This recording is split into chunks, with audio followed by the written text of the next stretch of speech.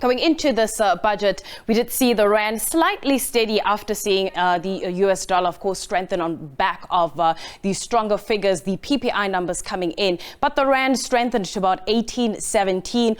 Also quite interesting to see the 10-year government bond yields also strengthening, managed to rally about 13 basis points. And this is after we did see that sharp drop yesterday. I generally look at the 10-year bond yield, and that is just basically a way for us to get a sentiment in terms of broader investor confidence. But let's look at some graphics just to wrap it all up for us in terms of some of the conversations that we've had. Eskom debt there, that was one of the main concerns that investors were looking at. 254 billion rand of Eskom's debt to be taken by government. And what was quite interesting when we look at the bond side, as it relates to Eskom, those Eskom dollar-denominated bonds are rallying up 1% after government deciding to make that move. Another very interesting one, which we were expecting in any case, was as it relates to sin taxes. And we're going to get to that right now. So those are the increases that we were looking at. So on average, those increases sitting at about 4.9%. However, South Africans will be relieved to see that we did see some relief when it comes to fuel levies not being increased for a second consecutive year, with Godongwana rather not announcing any changes regarding the general fuel levy as well as the road accident fund. But let's look at some of these social services, especially from that particular side. 60% of total budget going to social services. And as you can see on your screen, that breakdown, majority of it's going to be sitting between learning and culture and social development. Learning and culture, 457.1 billion rand, and social development at 378 billion. Another interesting fact, as we sort of put this in a nutshell, we did see the sugar industry being slightly relieved with no hike in sugar tax this year.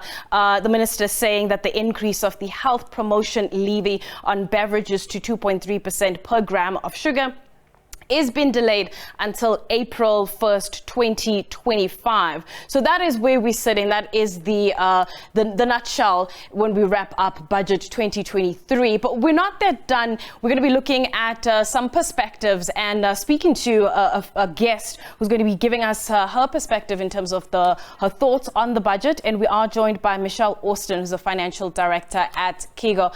Michelle, thank you so much for your time. I mean, as many people have said, probably post the budget delivery, no major surprises in this 2023 one, but your key thoughts and takeaways here. Hi there. Sorry, just to welcome. Thank you for welcoming me.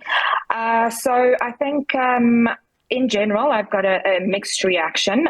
There's no surprises, to be honest. But yes, I think that the infrastructure spending will assist in many areas, but will definitely assist in job creation. A concern that I have is that the energy incentives are more than likely not going to have an impact on broader society and specifically small businesses. So I think that small businesses might still bear the brunt of the economic downturn. They don't necessarily have the access to funding. And as a result, they might not be able to take up those opportunities and might not be able to take advantage of the tax incentives. I also think that there has not been enough that has been done in terms of unemployment and job creation, as well as crime. So I think that in general, some of the leaks haven't been plugged. So yeah, I mean, the energy supply and the energy crisis, it is absolutely imperative to economic growth. And until such time as the renewable energy supply start bearing fruit, there is going to be a lag in the economy. When it comes to this incentive, for people to install rooftop solar PVs, I mean, for somebody like yourself who's playing in that manufacturing space, is this an incentive that seems attractive to you at this particular point, or have you already found a way to mitigate us against some of the energy pressures that we're seeing? Yeah, that's a great question. So we've been really lucky so far. We're in an industrial area where we haven't been load shedded at this point. And I'm going to touch wood here.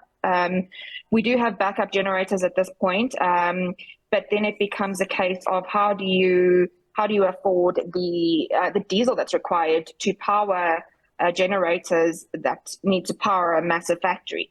So it is something that would be we'd definitely look at. Obviously, we need to look at the cost benefit of it, but at this point, I do think that we need to mitigate our risks around energy supply, and obviously, if you look at it from a broader business perspective, we need to consider all of our stakeholders in business and our community.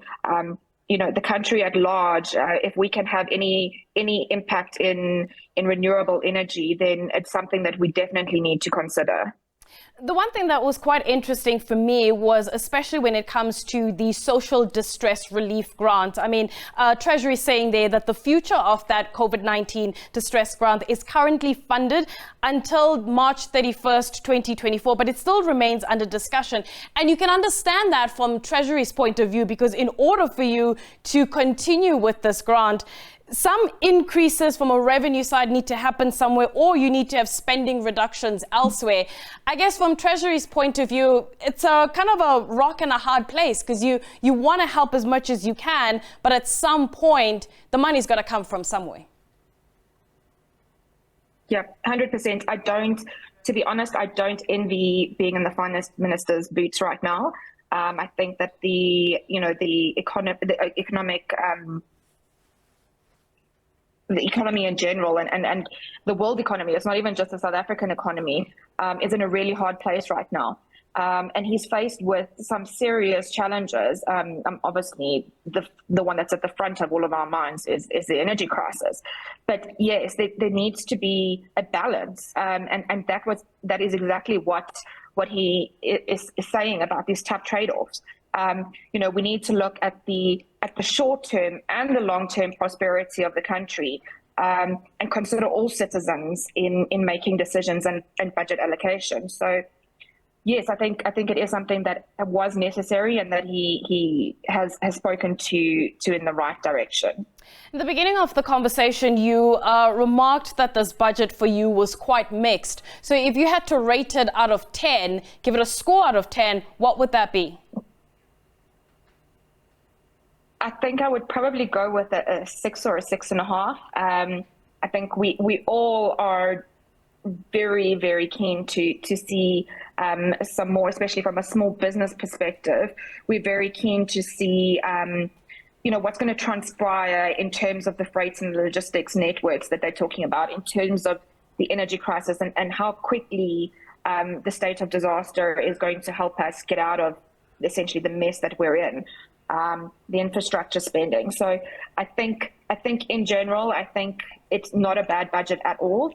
But I'm really concerned that we are benefiting the rich and that the poor and the small businesses are going to be the ones that are going to suffer. They're not going to be able to take up these tax incentives, and that really concerns me. All right, let's leave it there. Thank you so much for your time. That is Michelle Austin, who's the financial director at Keegor, tracking that Rand reaction 1823. And one of the other key issues that we will unpack, I suppose, as the show goes on and for the rest of the week, has to do with those GDP forecasts. National Treasury being quite optimistic on the tone, especially when it comes to their expected economic growth for this year, forecasting GDP growth for 2023 to be 0.9%. That's 3 times higher than the central bank's expectations. So we'll see how all of this unfolds.